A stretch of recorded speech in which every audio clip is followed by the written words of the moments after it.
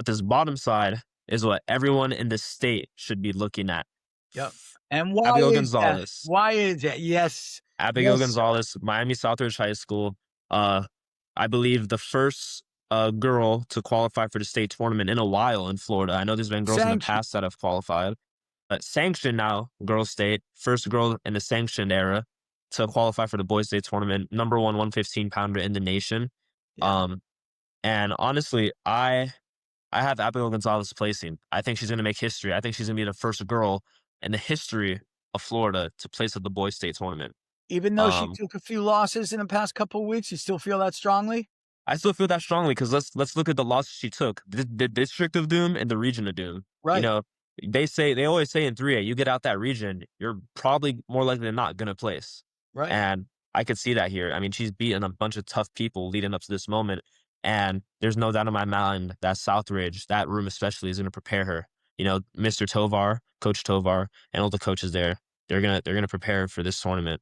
But we look at her opponents. Possibly, if she wins that matchup against Russell Yarborough, who's a very tough kid, she could be, she could see a former number one in Chris Schnaubrick from Olympic Heights, Right.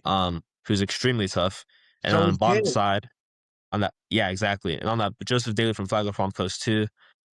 And on the bottom side, not overlooking these kids, Luke Mimes from Creekside, who's Mims, very Luke Mims from Creekside, very tough. And then of course Brian Morales from South Dade, district champ, region champ. You former know, state champ. former state champ, uh, and he's looking for his number two this year.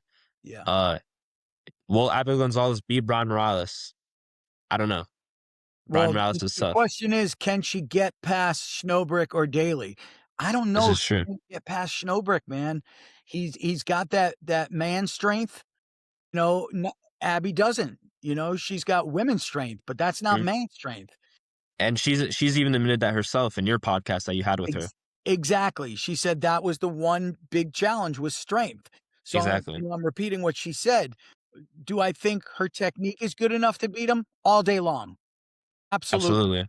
Absolutely. Do I think she has the mental toughness, the fortitude to give whatever it Absolutely. takes to win? 100% I do. It's the physicality, it's that man strength. I don't know if that's gonna be her downfall.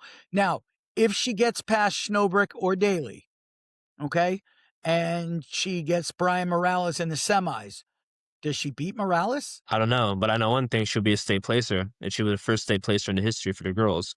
Yeah. Now, involving this whole tournament, um, I gotta go Brian Morales taking the whole thing.